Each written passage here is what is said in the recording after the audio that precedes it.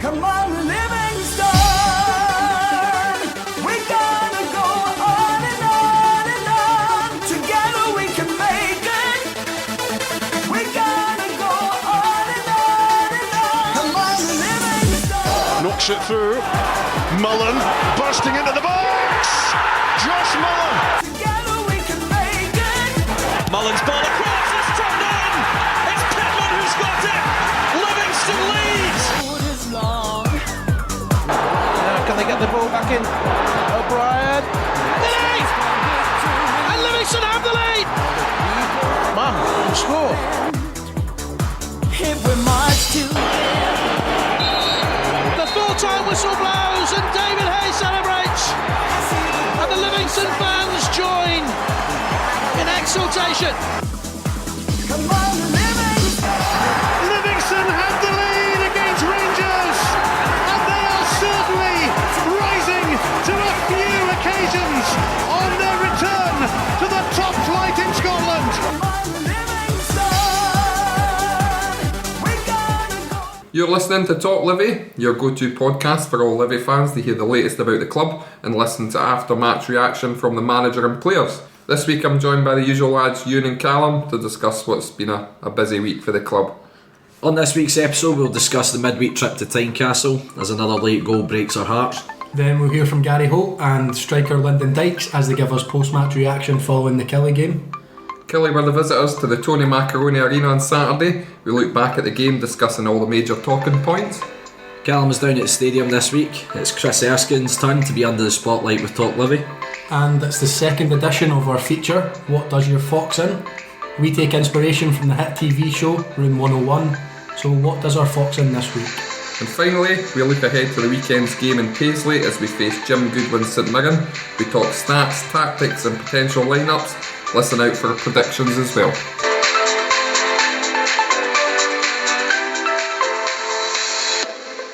So first up, we face the trip to the capital to face Austin McPhee's Hearts side. We're going to use that word frustrating a lot, I think, in this little segment. Yes. Andy, what were your thoughts? Frustrating. And that's that segment concluded, so thank you. It's really annoying. Frustrating. Exactly. We've went to Hearts and you take out the first 20 minutes, 25 minutes where I thought Hearts were dominant. They probably should have had 2 or 3 goals. But after that, I thought we were very comfortable in the game. I said at half time I thought it was a miracle that we got in a clean sheet at half time, because I think Hearts could have easily been 2 or 3 up before we scored. Halks was probably the main one. Header. Great clearance from Agent Halkett. It's one of these games that you look back at over the 90-minute wait with actually your head on, and you look at it and go, yeah, a draw was right.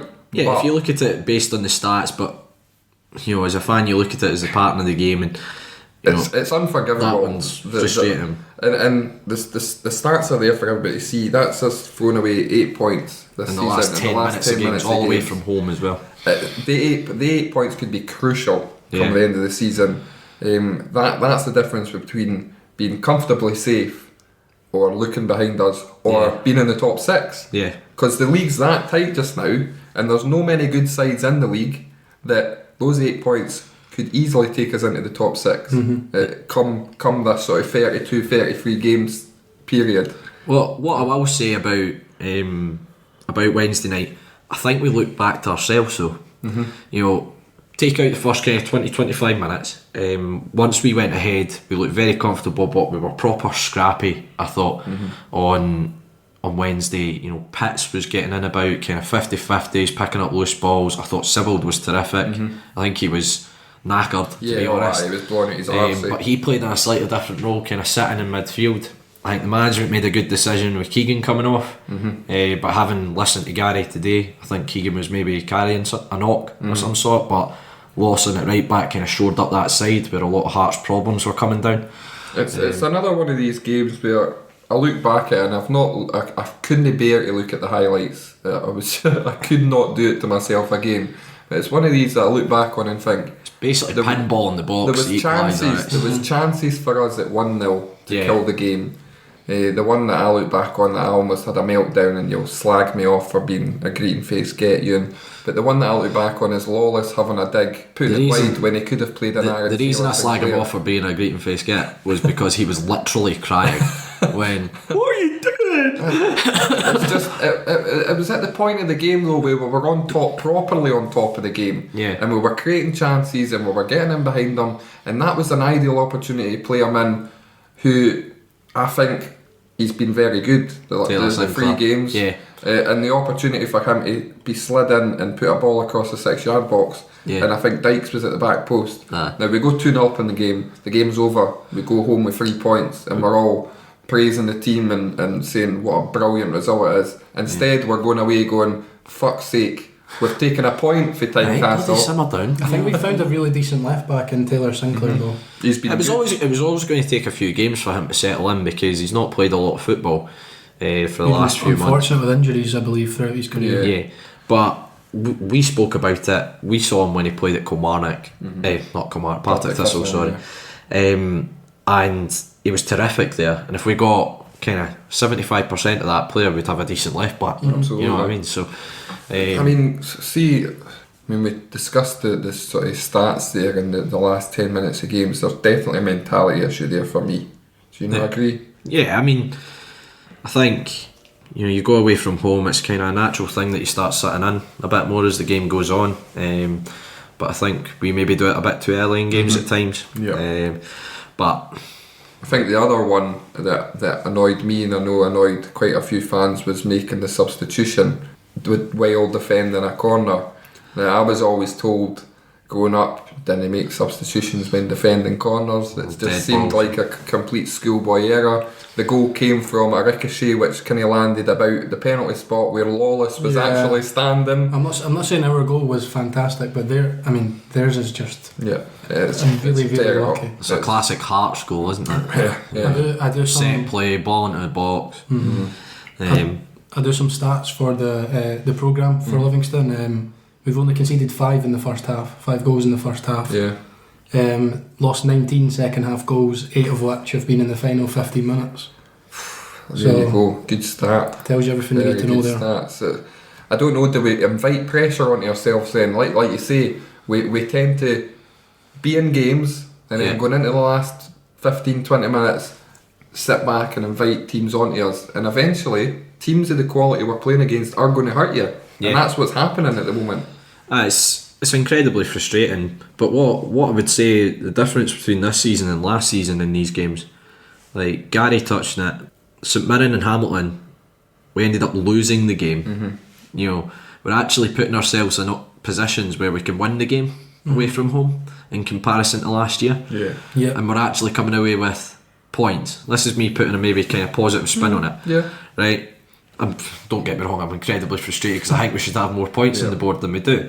But those games last season, we were losing the games because we were being a bit naive at times. Whilst you go and sit in to try and protect the lead. If we see the game out, everyone's going, it was tactical. Brilliant. We saw the game out brilliantly. It's a catch-22. You can't win. No, it's one of these ones again, like we were speaking about earlier with the Hibs game. Maybe St Johnstone, we didn't know how poor they'd be this season. It's a game where you're going into it, you're going take a point before the game, but in the circumstances it definitely feels like 2 points drop. Absolutely. And like we said, those points could be the difference between comfortably staying up or getting ourselves into that top 6 and getting more prize money at the end of the season. I'd like to make a special mention to Marvin Bartley getting his first goal in 5 years. First goal in Scottish football ever, isn't it? But it couldn't have come at a better place for him because it's well documented. He's been on the end of racial abuse at Tynecastle, so I actually felt buzzing for him getting that, and goal. It was a good finish. And it was a good finish. Back to his striker days, I believe. Just as well he never quite ended in the face because Greg Aitken probably would have sent him off. But no, brilliant goal for him, and it's amazing how the mentality things can change now. We're going to be going into the next sort of game talking about the positives and Yeah. how good a week it's been now that we're unbeaten. Yeah, that's the thing. I heard that on the radio today. Yeah. Where we were saying, it's 1 win in 13, Yeah. and now it's Unbeaten in 3. 5 points in 9. Yeah. 5 points out of 9, 3 Yeah. unbeaten. It's just All funny that. how things can change, but I think we That's what a all. win does, though. Yeah, I think we all can't wait to get on and start talking about the Kilmarnock game.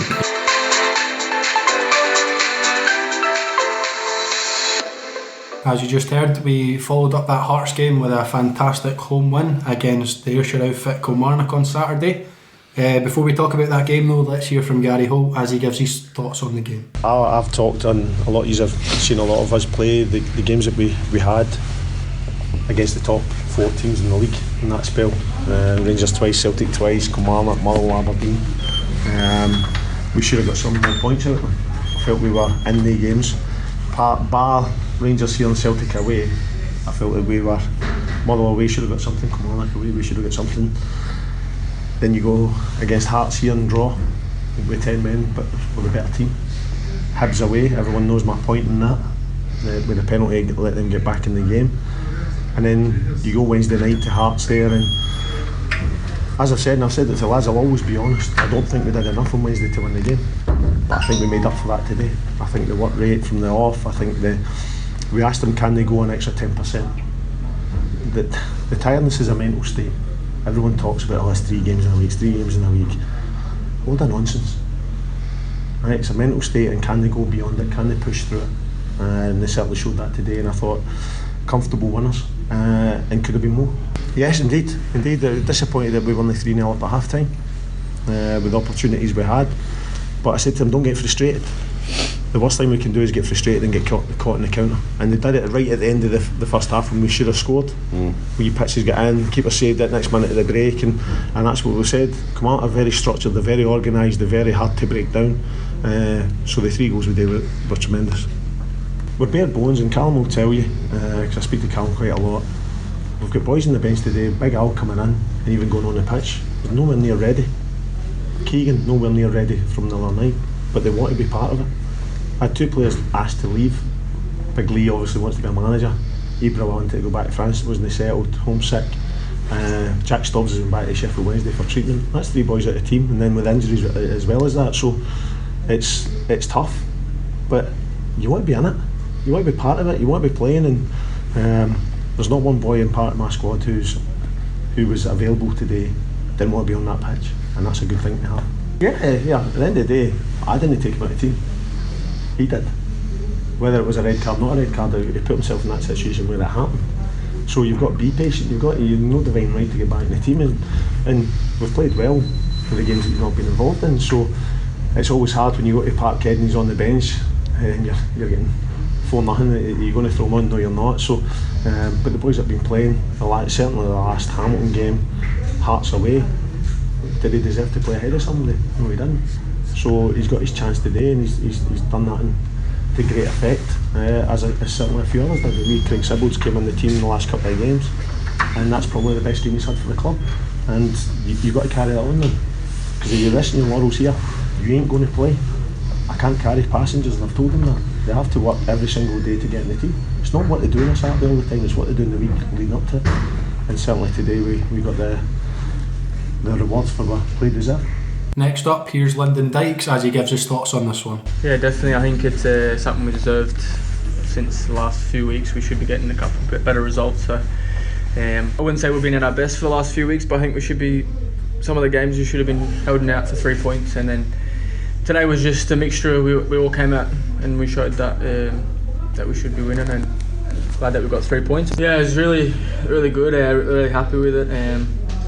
Just focused back in my club football, and obviously had a little injury, and now I'm back feeling good. Got no pain, back training every day. So I was really happy that I scored for the boys and got another little assist as well. So hopefully they keep piling in. So finally, a win. What do we think of that one? Brilliant, absolutely brilliant. 90 minutes. Missed that feeling. 90 minutes of absolute dominance, and I think Calum Carson tweeted, "Do we reckon that's the best performance under Gary?" I think it's bloody close, because I think it's the most consistent performance we've had under Gary. Over 90 minutes. Over 90 certainly. minutes. We were dominant from the very start of the game to the end of the game. In fact, over the course of the game, 3-0, I would say, flattered. I'm glad we got a third, because I think it made a better reflection of how much we bossed that game. And Won our individual battles. It's cliche, but I mean, just every single position. Our left back was better than their left back. Yeah. Centre halves were better than theirs. Centre mids won their battles. yeah, I think there was so many kind of star performances as well today. Just everything clicked for us. Yeah.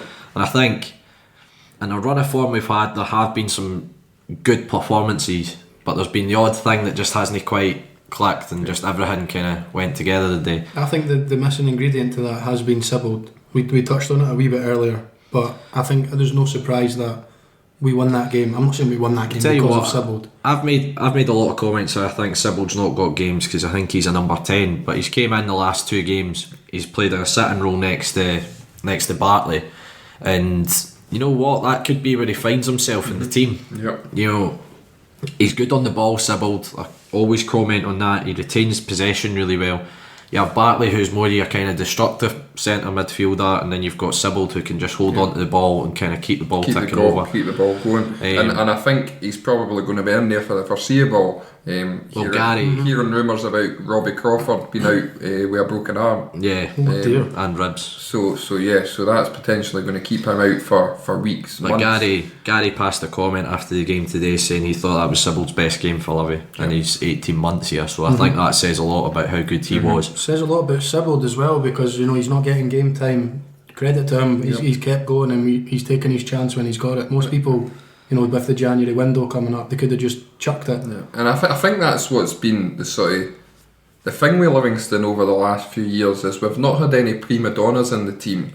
If players only get in a game, they just get their head down and work hard, and eventually they'll get their chance. Yeah. And it's happened again with Sibbald. He's got his chances. Suda coming back in today. Suda, I thought first half he had a couple of chances that he could have done better about, but second half I thought he was excellent. Tracked back, won his, like you say, individual battle, and created a couple of chances. His ball into the box for the first goal, which is what we were talking about. We're screaming out for a good ball into the box. Finally we got one. We've got a goal for it. So yeah, absolutely a great performance for them all, and a number of choices for man of the match. Steve Lawson was another one that really caught my eye. I think he did a great job on Wednesday night when he came on. Now, I mean, the guy does play international football at right back for Togo, and I think it showed, because he was excellent. Again, he's another player that I love when he gets on the ball. He's confident with it. Good going forward. Yeah, and he was absolutely terrific. I thought we Steve. Stevie Such a clever player. Yeah, he was excellent and scored one and set up one. Yeah, get him tied down to a longer term. I think there was a stat that was he not involved in 44% of our goals this season or something. Which wouldn't surprise me. With assists and goals. That's his 7th this season, isn't it? So he's more than doubled his tally for last year, and it shows that he's playing further forward where he's more effective. And then we obviously mentioned Sibbald, but the other one was Dykes, who was absolutely outstanding again, led the line brilliantly. To anyone who commented on that forum saying Lyndon Dykes is lazy, honestly, I don't know what the hell you're watching. That man was a man possessed today. Do you know when I seen that comment, it took me back to the Jordan White era, where a lot of your fans didn't rate the lad, but all I could see was a boy running his heart out every week, doing his best for the team, and that's exactly what I see with Dykes. He fights for everything, he works hard, runs himself into the ground. Is it Rob Ogilvie with an actual footballing brain? Exactly. Great runner. And you mentioned Lawson there playing at right back. Do you think Devlin might have an issue trying to get back in the team when he's fit now? I mean, it's a good shout. There's going to be a bit of time before Nicky's back available. Tail end of February, he mentioned to me last week. So, and obviously, a lot could change between there and we've got options at right back as well. Now there's McMillan sitting on the bench, or Dauphin sitting on the bench, who are out and out right backs. The Irishman of Dauphin, apparently, according to Hart. Dauphin. Really Irish name of Hakeem. But like I said in the previous segment of talking about the Hearts game, it's amazing how attitudes and things, the mentality can change. You know, if we'd went into that game and lost or drawn, would be quite miserable right now. The fans would be coming away going, another game, we've failed to win. We're now, St Mirren's won today. We're now looking over our shoulders, but we've got the 3 points. We're now sitting a couple of points behind Hibs. And we're now looking into the next couple of games going, if we can win them, we're pushing right up into the top 6 rather than looking behind us. We're now looking in front of us again. But that just shows you how tight the league is. It's literally 1 win can make a difference, and I've been saying that for weeks on the podcast as well. I think we just need a win, and I think we could go and string 2 or 3 together, and we've got a couple of good fixtures in the next couple of weeks, which I'm sure the management and the players will be targeting for 3 points here. Well, the thing is, you say a couple of good fixtures. We've got good fixtures probably up until February. I'm actually looking right into the middle of February here. So we've got St Mirren, Ross County, Aberdeen looks a tricky one on Boxing Day, but Hibs at home, you would still fancy your chances at home against Hibs, who weren't up to much. Then you've got obviously the Scottish Cup, and then St Johnstone and Hamilton in January in the league. Motherwell at home, Ross County away, St Mirren at home. So there's a lot of games between now and the middle of February that we should be looking to pick up points. Like I say, it's amazing that 1 win, we're now looking at February I know. and going, how many wins are we going to get out of that? But as I say, it's just getting that win and ending that run of results without a win. And it's amazing how it can change attitudes. It was a bit the same earlier in the season when we beat Ross County and then beat St Mirren. We were talking about how we didn't take enough points out of the opening 2 games, but then we won a couple of games back to back, and we're talking, what a brilliant start to the season. So it's amazing what a couple of results can do. And it brings a bit of confidence back. You know, we've talked about the confidence issue recently in the players. That's bound to give them a buzz going home tonight and coming into training on Monday or whenever they're coming into training. It's finally clicked, I think. And I think you've said it as well, Calum, recently, that eventually we were going to give a team a doing. Because we were playing well and creating chances, and it's finally came. All wasn't falling for us. Last week we're talking about Hamilton and folk weren't wanting to take the risks. I think today we had guys running off of Dykes, guys running in behind, expecting him to win the ball. You know, we were expecting Lawson to beat his man and go and make a run. You know, there was loads of things today that just all came together. You just literally took the words out of my mouth. I was just going to say, how good was it to see Pitts running in behind the striker, Sibbald running in behind the striker, Lawless, Suda running in behind the striker, and we created chances and we should have won by more. I'll absolutely take 3. I'll take 3 goals. I don't think anyone can ever be disappointed in a 3-0 victory, can they? Well, I've not read the forum yet, so someone will find a negative, won't they? But yeah, I mean, brilliant performance against Kilmarnock, brilliant to get back to winning ways, and long may it continue going forward.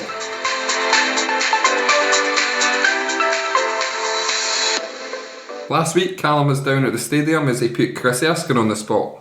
Chris spoke about his career to date, his time in the juniors, his rise up the leagues. He talks Partick Thistle in those playoffs and his time with Livi so far. Here it is. Today in TalkLivi, we've got another cracking Livingston player interview for you. I'm delighted to be joined by former Partick Thistle and Dundee United midfielder Chris Erskine. How you doing? You right? Aye, good, thanks for having me on. So we'll start your early football memories. So when did you first start playing, and when did you realise that you were actually pretty good? I've just played as long as I remember, kind of thing, ever since I was a young kid. I think my mum's actually got a video with me when I was about 5 or 6 and I actually couldn't kick the ball properly. So a few years after that, probably before I joined a team, but all the kind of early memories are playing football with my mates out in the parks and stuff like that. So you played with junior side Kilmarnock, I believe, until 2009. You worked as a pipe fitter, I think, as well. So you've obviously had to work really hard to get where you are today. So what kind of drove you to become a professional? Just a love of the game, really. I'd had a few kind of spells at the pro youth teams when I was younger. I was at Celtic for a wee bit, I was at Clyde for a year, and then I just went back to playing kind of boys club, and then when I was 18 I went to Kilmarnock and I was just playing for the love of the game. We had a really good team down there, to be fair. And I was just playing for the love of the game, and then ended up getting scouted by Thistle. So that just kind of drove me for there. As you said, I was kind of working hard in the shipyards and stuff and going just like part-time players do in the lower league. So and then it was a big jump, obviously. So you usually see boys coming through the youth systems, as you were saying there, or other professional clubs. Why do you think that you were picked up so late? I don't know. I think it happens to a lot of younger players. There's boys down there, like the likes of Pittman as well. He was picked up late. That's it. Exactly. There's definitely boys there. I played with at Kilmarnock. I played with Davy Anderson, who went to play with Queen's Park, and the year Rangers were in the league, he got nominated for Player of the Year. And one of my good friends, Jamie Longworth, as well. He's had a few spells at different. He relegated us with Stranraer. Oh, did he? The Jamie's really good as well. So there's definitely players there. We'll come on to Thistle now. You made your professional debut there as a 22-year-old. Do you remember it? Yep, it was at Ayrshire. Away at Ayrshire. I think it was in a cup game at the start of the season. So I don't remember too much of the game, but I remember after it was in the papers. I got sent it with my family and stuff, saying that I did well and stuff, but I looked like a baby giraffe on ice at times. So that's what it sticks in the head. So what was that feeling like? Obviously making your debut. It was brilliant. As I said there, I guess when you get to that age, you think you're probably not going to get to play professionally. So I was just determined. Once I kind of knew I was signing for Thistle and that, to give it a right good go. I think at the start I'd either only signed for to the December or for the season or so. So going in, you have to do well to try and get another contract, or I'd have been back in the shipyards again. So it was just a determination, I think, to do well. So do you think that gives other boys, maybe, I don't know, younger boys, 20, 21s who are still playing in the juniors, do you think they could, Definitely. I think it's still there. I think with the way things have went in Scottish football, obviously teams haven't got a lot of money now, and they're looking for like hidden gems and stuff like that. So I would definitely say to anybody who's playing junior and around about that kind of age that the chance is definitely not gone. So you were thrown right into the first team in your first season. You actually became a regular, playing just shy of 40 games, I believe. So how tough was that? Obviously you're playing first division championship football for the juniors.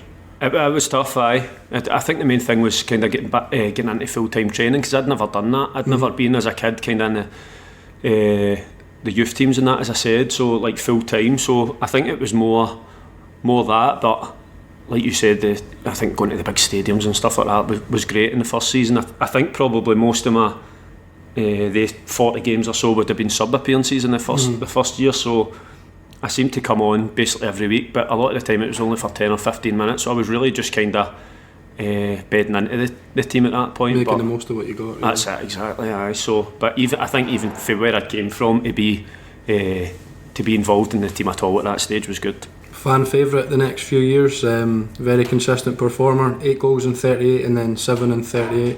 Did you feel it was important to add goals to your game? I think as an attacking midfielder you always want to do that anyway. You either want to be scoring goals or setting them up, so I think I had a couple of seasons at that, and then the season we won the league, I think I scored 16 or something like that as well. So I think it's always important as a midfielder. You can't just rely on your strikers all the time. I think all the top teams have got guys who score goals for different positions, so and I've kind of always been like that. I've always been a goal scoring midfielder. So you obviously came on massively at Thistle. You touched on it there with the full-time training. Do you think that was because of the players and coaches that you worked with every day, or playing in a much better league, or a mixture of both? Probably a mixture of both. I think it's hard at kind of junior level and stuff to get proper coaching, I would say, because you're even, I'd imagine it's the same at part-time teams where you're only training twice a week and guys have got jobs and stuff. So I think probably a mixture of that, a mixture of playing with better players and playing against better players. Obviously can only make you a better player. So again, you mentioned it a wee bit there. 2012-13 campaign was quite the year for you. 14 goals, I believe, that season. Yep. You were runners up in the Challenge Cup. You won the first division with Partick Thistle, obviously, and you were named in the PFA Team of the Year. Yeah. How was that for you? That was probably the best amazing season of my career. I think we had a kind of special team that year. We all knew. Maybe Stevie was in the team as well, with Lawless, so we all kind of knew that year that it was a weird feeling that we were going to win the league. You just had that kind of feeling about the place. So, and then obviously as a player on your own to get nominated in the team of the years, obviously with the rest of the players in the league. So that was special. That's obviously a year I'll not forget. You then joined Dundee United after Thistle were promoted. How did that one come about, and what kind of attracted you? So Jackie McNamara had been the manager at Thistle previously, just to I think it was in December, and he moved in the January, and then I was out of contract in the summer, and he just kind of had said to me towards the end of the year that he wanted to take me up there. And then I just remember when I was kind of younger, Dundee United being in cup finals and being up the top, towards the top of the league, and big club exactly, so it seemed like a no-brainer at the time to me. And obviously they had good players, as you just mentioned there, the kind of players that were there, Armstrong and GMS and that, so I think it was an easy kind of decision to go there. Did you play with Andy Robertson? So Andy signed the same time as me, signed the same year. And my first season didn't go too well at Dundee United. I ended up getting back on loan to Thistle, and Andy obviously had a worldie season. He'd done really well. You could see as soon as he came in, he was that kind of... You know he was going to go that far? I think to say that he was going to go to the Champions League for him, when that is... I don't think anybody would ever say that, but you could see right away that he had like pace. He was good going forward. He went good, scored goals and stuff. I think the team we had at the time with the players you mentioned as well, it just suited him down to a T, and he's deserved everything he's had so far, I would say. So what was the thinking behind that loan move to Thistle then? Just more game time? Or aye, that was it. You're obviously playing in the Premiership as well. That's it, aye. Well, we'd get promoted anyway, so because I hadn't been playing, Thistle had, I think, contacted Jackie and said about me going back there, and that was purely it, just to get game time. I hadn't played a lot in the Premier League. I think I'd only made maybe 10 appearances for United up till Christmas time, so, and obviously I'd gone in there wanting to kind of hit the ground running. It never happened for me, so it was basically just to get game time and try and get a bit of confidence back. That's what you need as a player, is confidence, and I think at that time my confidence was really low. So how is the jump between Championship and the top flight? I think it's obviously you've got up towards the top of the league, you've got top players, your Celtic and Rangers guys who are on thousands of pounds a week and stuff, so I think, to be honest, between the top of the Championship and the bottom of the Premier League, I don't think there's much at all. I don't know what you think about that, but I think you see it when teams come up. But even budgets, you see it now. Yeah, I think guys up the top of the Championship are paying more than I think than we could pay. Aye, that's it, exactly, and that's what it comes down to. Sometimes with players, it's a short career, and sometimes boys just want to go where the money is, and that's how you look at Dundee and stuff like that now. Probably Dundee United throwing money about, like, paying a lot more than what Livi will pay. So, but I think in terms of standard and stuff, I don't think there's much in between. You see every year when teams come up, like look at last year for example with Livi, how well they done, the points total they got and stuff like that. So I don't think there's too much of a jump between that kind of top end of the Championship and the bottom of the Premier League. But I think I think it's clear for everybody to see the kind of top teams, isn't it? So the following season at Tannadice, you kind of hit the ground running again after that loan spell. Played over 40 games in the Premiership. 8 goals, I believe, and you finished 5th with United. So how does that rank? That was right up there as well for me as a season, because I had done so badly in my first year. I was determined when I went back to try and make a go at it, because it was either you make a go at it and do well, or you're getting released probably, and I don't know where I went for there. So no, I had a really good season. I think by Christmas we were top of the league. I think we were up there with Celtic, and then I think in the January we ended up selling Armstrong, Mackay, Stephen, Nadir Chifty and stuff like that. So Celtic just coming in nick all the best. Aye, they took them all, and we kind of declined for there. But again, personally, good season for me. Scored a few goals in that, and then we got to a League Cup final as well, which we lost against Celtic. But again, coming from where I've came from, I'll never forget that. I know some boys throw away silver medals or runners-up medals, but I'll keep that. So, unfortunately, a complete contrast the following season. You didn't play as often. McNamara was sacked, and United obviously finished bottom of the league and were relegated. What do you think went wrong? So in my personal, like for me, I was injured, so I got injured in August. I had to have an operation, so I never came back to, I think it was the December before I came back, and I played a couple of games, and then in the January Thistle wanted to sign me again, a pre-contract, so I decided I was signing back at Thistle, and then for there it was Jackie had been sacked and Mixu Patalainen had come in, and he basically said that there was a conflict of interest because I was going to back to Thistle, and he just said I wasn't going to play again. So I played in the cup games. I played in like a semi-final at Hampden, the Scottish Cup against Hibs the year they won it, but I never played in the league again. So, but I couldn't put my finger on went wrong. I really couldn't. We still had good players there. Yeah. We still had a decent team. It was similar to the team we'd had the year before. And sometimes I think if you're in a bad run, it's hard to get out of it. It's the same as when you're winning games and the confidence is really high and you just seem to tick on, and it's hard when you're losing games, and then you think when the new manager comes in you might get a bounce, and we never get that bounce either for the new manager. It was a disaster, to be fair, and for a club like Dundee United, a massive club, as we said at the start, for them to go down into that championship, and they've struggled for the years to get back up. It's a tough, you'll know yourself with watching Livi, it's a tough league to get out of, so it looks like they might do it this year, but I couldn't put my finger on what went wrong that year, and I don't think anybody could.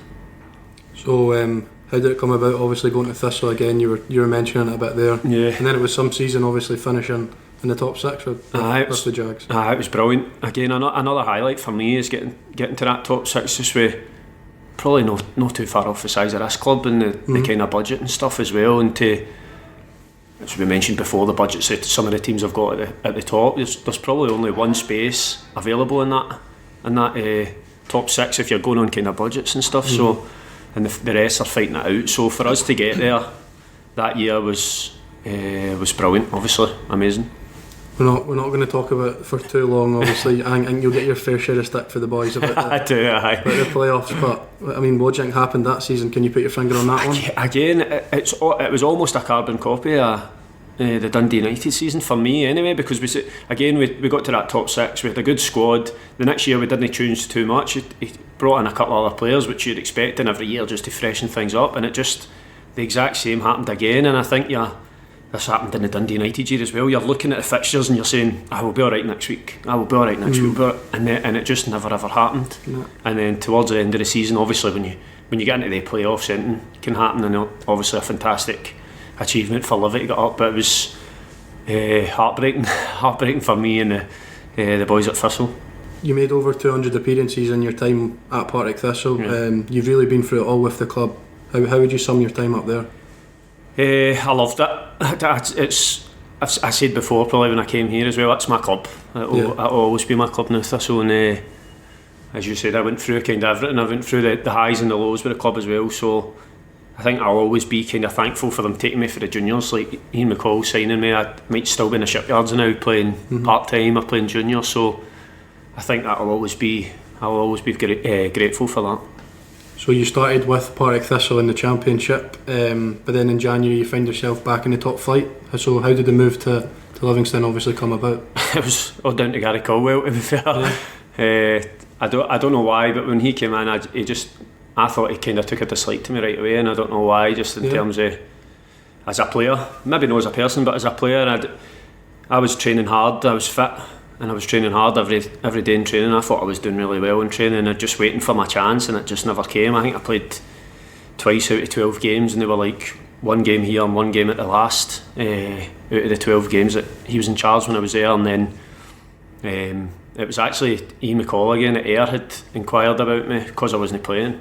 I'd heard that, aye. Yeah, so he'd inquired to the club, and then basically the club had said that I was free to go, and then I think for there I had a wee bit of interest for other teams, and then I think my agent contacted the club here and they said they'd be interested in taking me, and then like you said there, to go for the bottom of the Championship we were to back to the Premier League, which again was a no-brainer for me to come to. The club was striving at that point, and just in the January they'd done really well, obviously, as we spoke about before, so again that was a kind of no-brainer for me to come here.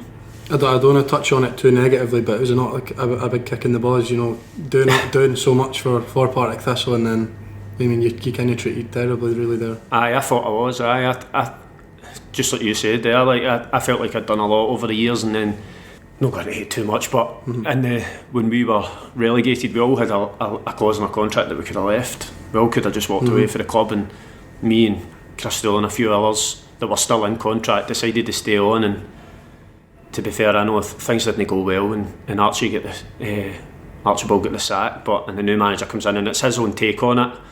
But I think when you look at that and you maybe look at what the kind of decisions we made in the summer, that we could have moved on and went elsewhere, and then to be treated like that was, to me, was poor.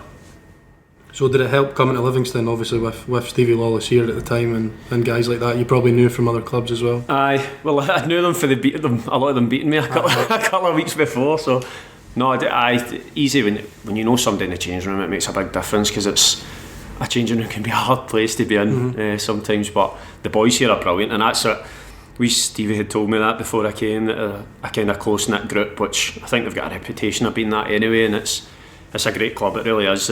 You're well looked after by the staff, and as I said, the togetherness of the dressing room, you're made welcome right away, but it definitely helped having the wee man there as well.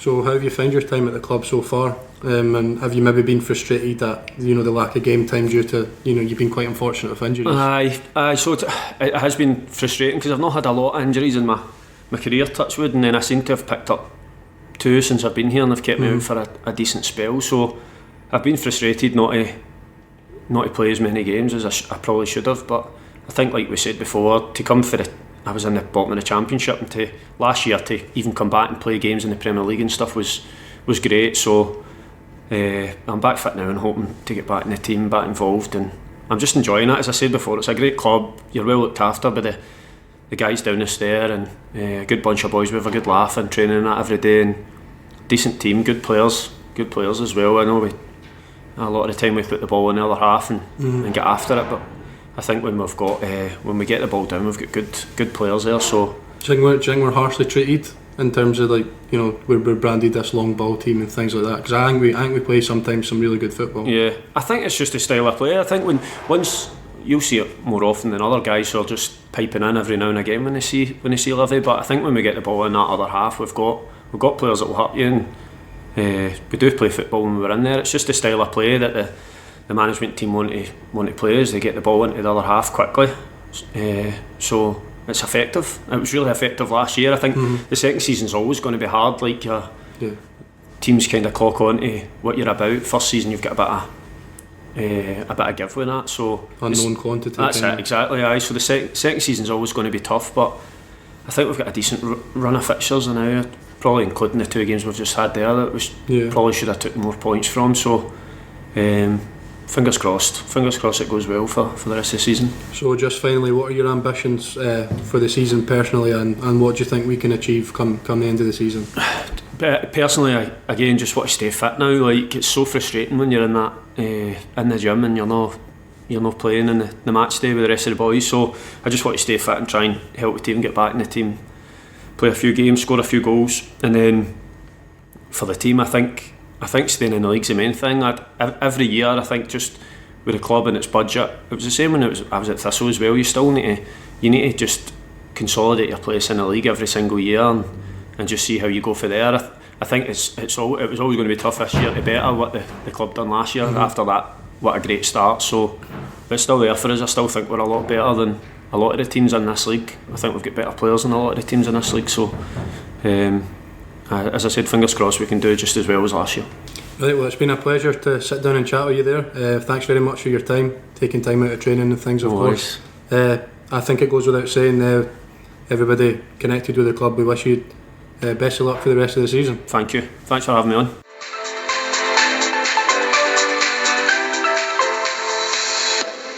Last week we introduced our new feature to the podcast, our take on the hit TV show Room 101. We argue our case to try and rid the football world of some of our biggest pet hates. Last week Andy argued against dedicated throw-in takers. By the way, can we point out, dedicated throw-in takers set up our goal on Wednesday night. So there you go. No wonder you lost. Calum stealing yards at throw-ins, and I argued against the ball not being in the corners, which again Glenn Whelan did, and I was furious. With a massive 69% of the vote, nobody laugh at the number. Stealing yards at throw-ins won, and it's now a thing of the past. Well, maybe. That was always going to win. That was a tactical choice. I'll tell you what, I've been thinking this week, how can you be tactical in to this? appeal to the living masses. How can you be tactical in this? So this week, we again, in the name of one of our most Marmite players of all time, Andy, let you go first. What does your fox in? Alan Preston. Oh shit! He's won. You think? Alan Preston has the biggest Got a funny chip story about Alan on Preston. his shoulder. He has a brilliant story about Alan Preston. He is the biggest chip on his shoulder about Livingston I have ever heard. Every time, and by the way, he seems to be the go-to guy for BBC Sports Sound for Livingston games. Yes. We could play like fucking Barcelona, and that guy would find criticism with anything. Oh, today, what was it? Exactly. He came out with, he said, "Oh, Livi, great performance and that, but you know the conditions." Yeah, they played a part. They played a fucking part. Can you not just, Alan? Can you not just both praise teams. us when praise is due? We fucking dominated against Kilmarnock. Alan, get the chip off your shoulder. You were a shite manager. And he'll eat the chip. You were a dreadful manager. What was it? He was there at Livingston for 17 games or something and won like 2. Yeah. He lost 8 in a row and got the sack. Deservedly so. He's never been a manager since, which tells you a story. But yeah, he's on the podium at BBC Sports Sound giving criticism to Livingston left, right, centre. Alan Preston really does my fox in. To be fair, I agree. There's not a lot I can argue with that. Fair one, mate, yeah. Bruni, I'll throw it over to you now. Well, I've been thinking. Slight hint at your one last week, so Wow. shocking pattern, I know. But go. So, what does my fox in? When a player or a team are penalised for getting their player injured, when a player has to go off the pitch to be so a physio comes on, player's treated, that player has to go off the pitch unless the opposing player's booked. Yeah, so basically your players got injured and then you're down to 10 men as a result of someone. Of our team being a gang. Calum, how am I meant to get all of that into a poll on Twitter? I've only got 15 characters. Oh, well, you can write it in the description and then put okay. Calum. But did they not bring in a rule that if the player that fouled got a yellow card, the player can then stay on? That's what I said, yeah. But what if somebody, I don't know, isn't booked for it? Blood as well. The blood's the one that does my head in. Because you've got a tiny wee cut on your eye, you need to go but off. if there's blood pissing everywhere, then you've got to go off and get it cleaned up. What if somebody burst a spot? That'll stain our pitch, the blood. I'm sorry, Callum, I'm not having this Well, one. we had dedicated phone takers last week, so you're not saying anything. Callum, I'm not having this one. The rule was changed to cover this issue. But no, it's if somebody's booked. Yeah. So if somebody goes down and it's just a head knock, the other person's fine, our player who'd been treated would have to go off if it's not a malicious foul where he kicks him in the face. Yeah, I get that. It's just, and then you're penalised and down to 10 men. It's just a stupid rule. But how long are you down to 10 men for? Like seconds? Well, it happened to Kilmarnock today. I'll settle Bruce this argument and say, Bruni, you've not won this week. Bruce was down injured today, and we had a free kick from out wide. Could have scored from that. But centre half not being able to. But we never. Nothing happened. I do get it. It's your team being penalised for your player getting injured. It's a stupid rule. Yeah. Well, Ewan, you've been itching to get involved here. Look at them. Oh, doing research. I need to win because I hammered them last week. Well, I'm going along the same vein as you. Okay. And he's actually been mentioned, and he was involved in our game on Wednesday night. I'd like to rid the world of Greg Aitken. This is not fair. We can't put Alan Preston and Greg Aitken at the same No humans next week. Right, okay. So I'd like to rid the world of Greg Aitken. Did his wife cheat on him with a guy from Livingston? There's got to be reason behind his absolute hatred of us. Wednesday night was perfect, right? For a change, he didn't send anyone off. He probably tried, right? But he still managed to book 4 of our players and didn't book a single Hearts player for identical fouls. Like, what have we done to him? What has the club done to him? Could someone please find out? Because he hates us. He actually hates us. Yeah. Some of the red cards he's given are absolutely appalling. Like the Suda one earlier in the season. Well, what the hell? Well, you say that, Ewan, but that went to a tribunal and it never got overturned. So, Aye, because he works for the SFA. They're going to back him. so he was correct in that call. Right. Let's rewind back to the podcast that we did that day and Andy's comments on that red card. Can't remember. Well, I mean, definitely said it was there red. I'm arguing so that Alan Preston is ready off BBC Sports. Look, Alan Preston is old news, right? If we rid the world of Greg Aitken, right, we might get a decent referee sometimes, right? Let's Alan Preston's gone. He's long gone. Let him whinge, right? If we can't agree between Greg Aitken and Alan Preston, then there's an obvious option. Mate, it's not up to us to agree. It's up to the listeners. No, I'm saying to the listeners, if you can't agree between picking Greg Aitken or Alan Preston, pick none of them. Pick mine. You sound like Jeremy Corbyn here. On the fence. Sitting on the fence. Oh well, if you can't decide between the two, you can always just pick me. It's like the SNP, the Tories and Labour. Andy, we're going so far off topic here. I'm talking about Greg Aitken being a horrendous referee. Do a political podcast if you want, but keep that out of our podcast. Listen, Ewan, I agree, he is a bad referee, and he has got issues with Livingston for whatever reason, God knows. Probably makes players go off as well when they're injured. But personally, Alan Preston does my fox in more. Alan Preston, I mean, look, it didn't affect us that season in the end, did it? Because Richard Gough saved us, right? a decent manager, right? But Greg Aitken, if we rid the world of Greg Aitken, right, he's gone. He won't ref us again. So is Alan Preston, though. Yeah, but Alan Preston's already gone. Yeah, but he's not involved with us. The thing is, he's not involved with us anymore. He has got a pedestal to stand on and criticise the club week after week. And a pedestal and a poll of our worst ever managers. That's not a pedestal you'd be proud of. He is week after week. He likes to get on the radio. I expect Greg Aitken, when he gives the red card, to go full Mike Dean against us. In fact, and start running down the pitch, waving his arm up in the air, going, "Yes, get in." In fact, pre-match today, Alan Preston also said, "Well, grass pitches are far more consistent than plastic pitches." Is that not more a dig at the pitch? Well, it's again, plastic pitches. It's again a dig at the club because we have a pitch that's plastic. He just can't help himself. Tell you what's a dig at the club when Greg Aitken referees us. So we're not going to agree here, but thankfully it's not up to us to decide. It's up to you, the listeners. So look out for the poll. We'll probably put it up on Tuesday-ish. That's when we've been doing it for a few days, and hopefully you make the right choice this time. And Alan Preston, Greg Aitken, Alan Preston is gone.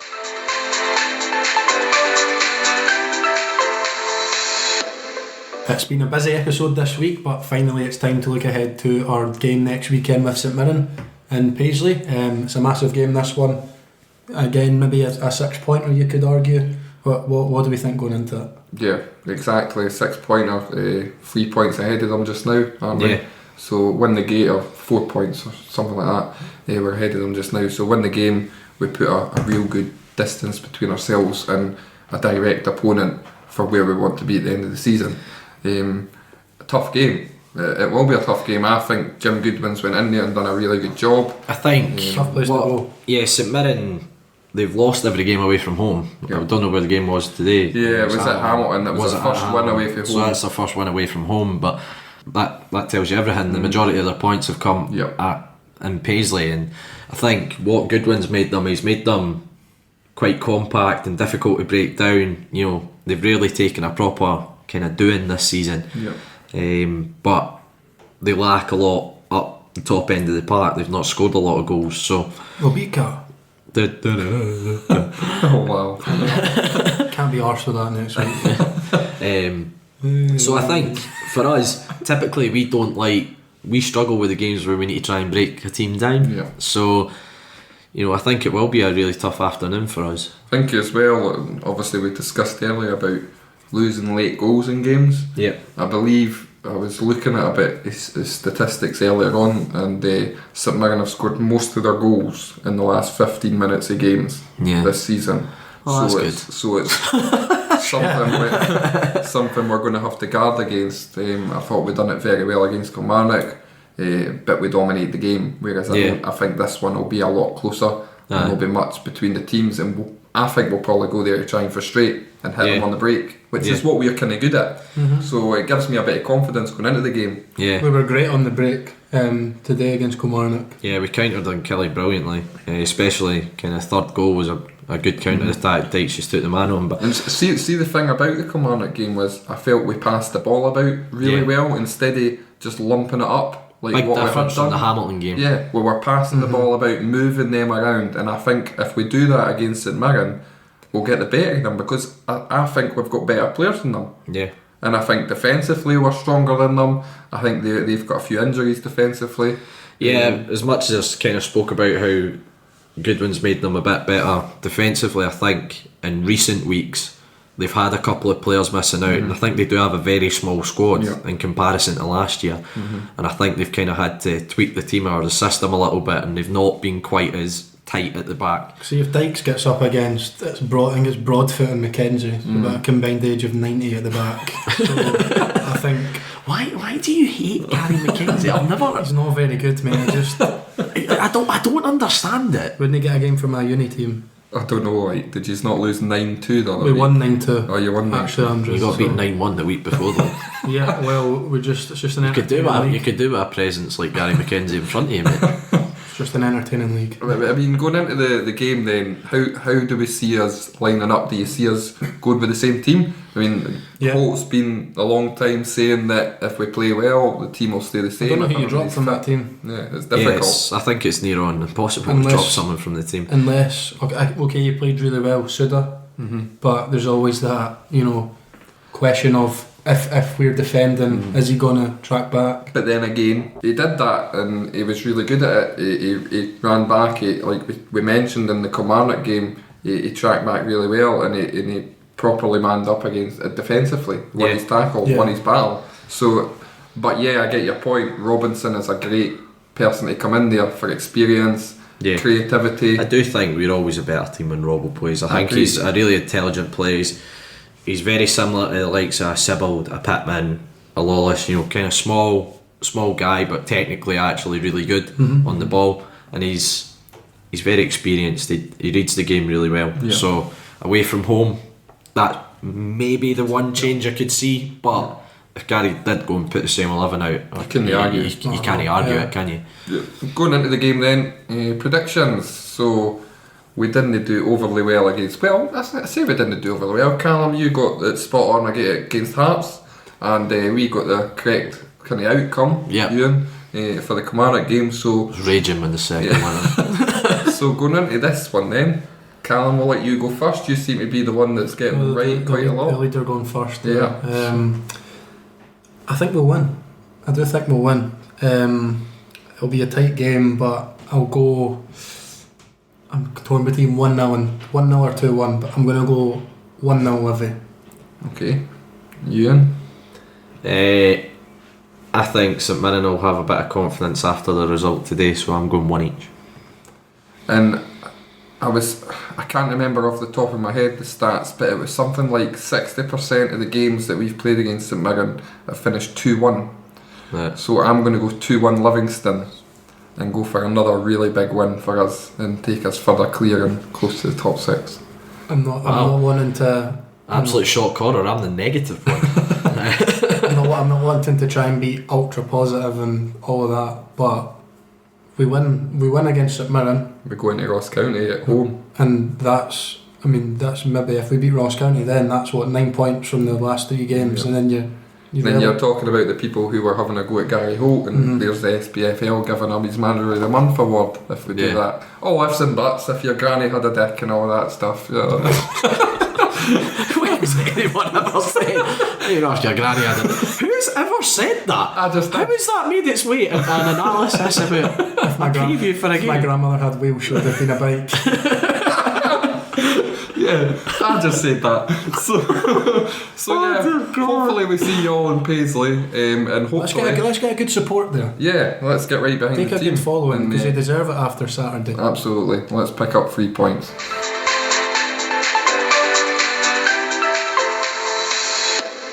So that's it for another episode of TalkLivi. Thanks to Chris Erskine for joining us this week, the club for again allowing us the chance to interview the players, and of course everyone who continues to listen and support the podcast.